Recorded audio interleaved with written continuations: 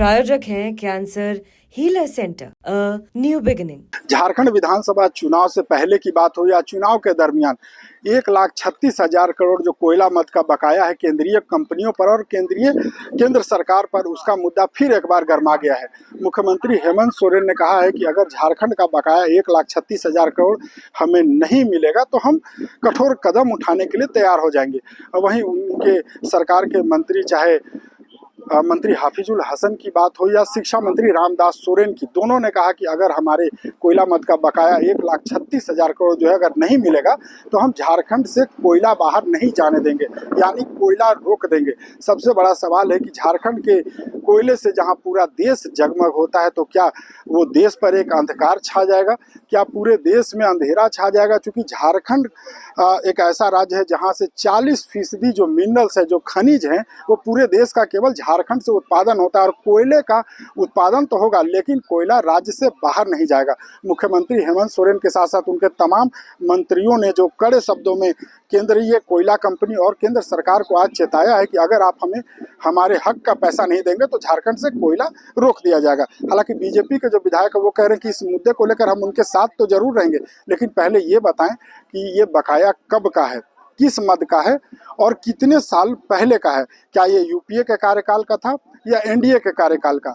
लेकिन जिस प्रकार से 1,36,000 करोड़ का जो मुद्दा, चाहे लोकसभा चुनाव की बात हो या पिछले दिनों जो विधानसभा चुनाव हुआ, इस पूरे चुनाव के दरमियान यह मुद्दा काफ़ी हावी रहा। सदन के अंदर भी यह मुद्दा गूंज रहा है और अब मुख्यमंत्री हेमंत सोरेन जो झारखंड मुक्ति मोर्चा पार्टी का जो स्थापना दिवस समारोह, वहाँ लगातार इस मुद्दे को लेकर मुखर हो रहे हैं। सदन में भी आज इस मुद्दे को उठाया जा रहा। विधानसभा परिसर में इस वक्त मैं मौजूद हूँ और लगातार ये सवाल उठाए जा रहे हैं और ये कड़े शब्दों में चेतावनी दी जा रही। हाफिजुल हसन ने तो कहा कि बिल्कुल कोयला रोक देंगे, शिक्षा मंत्री ने भी कहा कोयला रोक देंगे। तो अब देखना दिलचस्प होगा कि अगला कदम झारखंड सरकार का क्या होता है और अगर झारखंड सरकार कोयला रोक देती है तो देश के लिए कितना बड़ा संकट होता है। कुछ के तो चलेगा, बीजेपी के लोग कोई बकाया नहीं कह रहे, विधायक भी कह रहे कोई बकाया। अच्छा, वो रोका रोकी होगा ना, इसके बाद पता चल जाएगा बकाया। बोलते कि कोयला चोरी करने के लिए रोकिएगा, कोयला चोरी करने के लिए बोल रहे रोकिएगा। विपक्ष के लोग कह रहे हैं कि कोयला रोकिएगा चोरी करवाने के लिए। क्यों रोकवाइएगा? अब उसको मेरा जो बकाया है वो उसका मांग के लिए। अच्छा, कोयला रोक दीजिएगा। फिर तो बोल रहे रोकेंगे, तभी क्या बार बोल रहा? कैसे रोकिएगा तो बताइएगा तब ना। जैसे रोका जाता है बोल रहे, बस ये मुद्दा बनाए हुए हैं। आंदोलन कीजिएगा सर। आंदोलन से ही होगा ना, आंदोलन से भी होगा। नहीं देगा तो हम लोग बहुत कुछ करेंगे। अच्छा, लेकिन एक सवाल है, लगातार विपक्ष मुद्दा बना रही है और जो सही वे में, राइट वे में जो आप लोगों को काम करना चाहिए वो नहीं करें, क्योंकि ज्यादातर जो 90% रकम जो है वो रैयत या जमीन से जुड़ा हुआ है, रॉयल्टी से नहीं। इधर देखिए, अच्छा जो भी है आप दीजिए, जो भी है मेरा ही पब्लिक का है ना, वो दीजिए। आप ब्यौरा मांग रही है, सब ब्यौरा दिया गया है, ब्यौरा सब दिया गया है, उसमें कोई दिक्कत नहीं। हम लोग कई बार केंद्र सरकार को अवगत कराया, यहाँ तक कि हमारे वित्त मंत्री महोदय ने अपने से जा करके वहाँ का मंत्री से मिल करके मांग रखा था। उसका बावजूद भी अगर हमारी बातों को नजरअंदाज कर देता है केंद्र सरकार, तो निश्चित तौर पर हमारा पार्टी के भी हमारे कार्यकारी अध्यक्ष हैं, राज्य का माननीय मुख्यमंत्री है, उसका जैसे निर्देश अनुसार हम यहाँ झारखंड मुक्ति मोर्चा या सरकार एक पैर में खड़ा होकर काम करें। तो क्या कीजिएगा आगे का? क्या कुछ भी कर सकते हैं, जैसे आदेश है कुछ भी कर सकते हैं, जैसे आदेश आएगा। हमारा पास हमारी संगठन और महागठबंधन का जो निर्देश होगा उसका अनुरूप महागठबंधन भी काम आंदोलन में उतर जाएगा। झारखंड मुक्ति मोर्चा चाहे कोयला रोकना पड़े, चाहे आर्थिक नाकाबंदी करना पड़े, करना है। लेकिन वेजेस का पैसा, वेजेस का, मजदूरों का पैसा आज करीब 400 करोड़ के आसपास बकाया है। इसकी क्या वजह हो सकती है? तो इन सब चीज़ों पर केंद्र को जब सवाल करो या जो सच्चाई हम लोग सामने रखते हैं तो फिर भाजपा का भ्रम फैलाने वाला तंत्र, अफवाह फैलाने वाला तंत्र सक्रिय हो जाता है। हाँ, यदि हम लोग का हक पैसा, वाजिब पैसा यदि केंद्र नहीं देती है तो हम लोग को मजबूरन कुछ न कुछ तो करना पड़ेगा। और वो करने के लिए हथकंडा हम लोग के पास है। यदि केंद्र नहीं देती है पैसा तो केंद्र को हम लोग मजबूत कर सकते हैं। कानूनी लड़ाई करिएगा, कानूनी लड़ाई के लिए भी बस हो जाइएगा क्या? कानूनी लड़ाई तो हम लोग कोर्ट तो गए ही, लेकिन उसके बाद भी जनता तय करेगी कि पैसा नहीं दे तो यही रवैया बना रहे। चूँकि ये माइनिंग एरिया है, झारखंड से माइंस जाता है, और यदि पैसा नहीं देगा तो सड़कों पर उतरने का मतलब वही हुआ कि हम अपना माइंस जाने नहीं देंगे। एकदम देंगे, लेकिन 1,36,000 करोड़ बाकी रहेगा तब ना। नहीं है बाकी, नहीं ना है। कह रहे हैं कि सब पेपर दे दिए हम। अरे कहाँ दिए? हाउस में वित्त मंत्री जी कहाँ बता पाए एक्यूरेट। अब देखिएगा माननीय सरजू राय जी के सवाल के जवाब में कहाँ बता पाए 1,36,000 का यहाँ कड़ा कहाँ से आया, और टर्म नाम कुछ बोल दिया 1,46,000 करोड़ बोल देगा क्या है। अब जब क्लियर कोर्ट कहा कि अगर बाकी भी होगा, दे भी होगा, उस पर इंटरेस्ट पेएबल नहीं होगा, दे नहीं होगा, और वो भी 26 से इंस्टॉलमेंट वाइज दिया जाएगा, तो अभी काला रो रहे हैं। अच्छा, विधानसभा के बाहर जो रसोईया है, आंगनबाड़ी सेविका है, ये लोग बैठी हुई है, कह रहे कि मैया सम्मान से भी कम हम लोग को पैसा मिलता है। तो हमारा क्वेश्चन इस पर पुट है, तो सदन में उठाइएगा। अरे उठाए थे।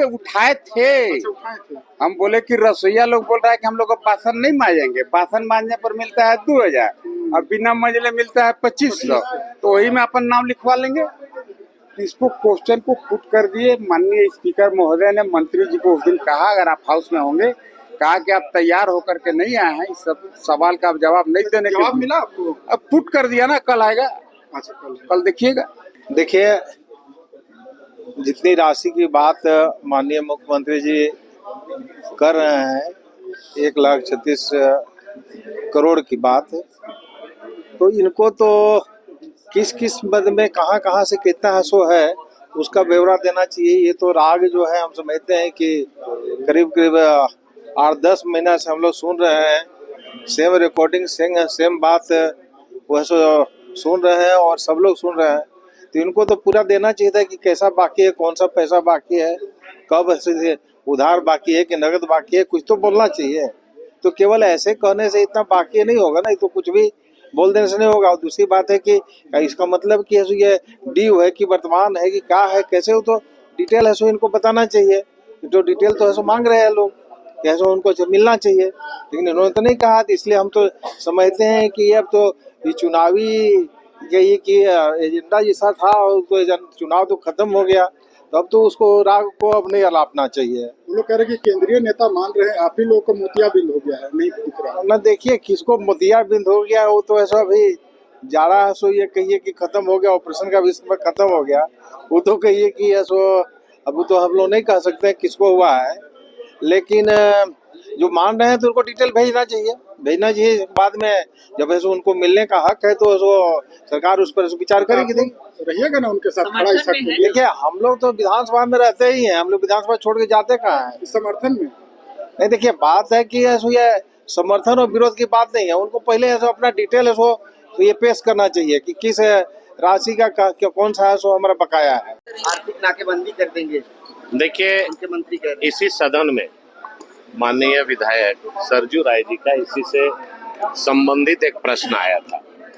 उन्होंने स्पष्ट रूप से सरकार से जानना चाहा कि किस किस विभाग में कितना पैसा आपका बनता है। अगर आप देखेंगे जो PSU है, चाहे वो CCL हो, चाहे वो BCCL हो, जो भी मामला राज्य सरकार का बनता है, पहला चीज कि केंद्र सरकार से उसका लेना देना नहीं है।